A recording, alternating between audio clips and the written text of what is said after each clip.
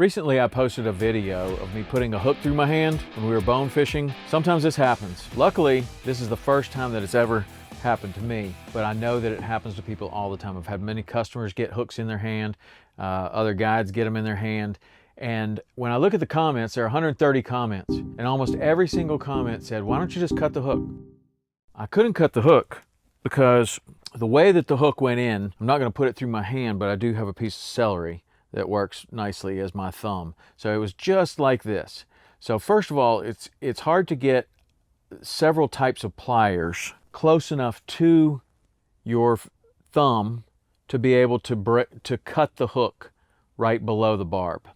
All right, and if you have cheap hardware store needle nose pliers like what we had that day, when you go to cut this hook, even if you can get it in there, I'll try to cut this hook, and it's not, you can't cut it. These are hardened hooks, chemically sharpened, very hard hooks, and this type of plier is not going to cut them. So what I had to do was bend the barb down and push the hook back through.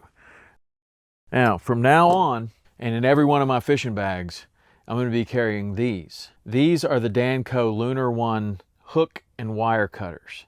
Now, I could push and push and push on those other hooks, on those other pliers, and they're not cutting. This is the kind of thing that you want to wear safety glasses, so put your sunglasses on or a pair of safety glasses.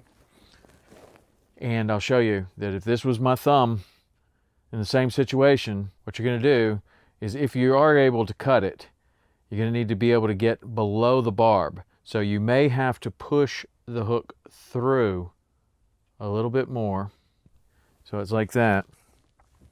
And then you take the Danco pliers and you get right below the barb. With these Danco pliers, it's going to cut the hook very, very easily. That's what they're designed for. That's what they're made for.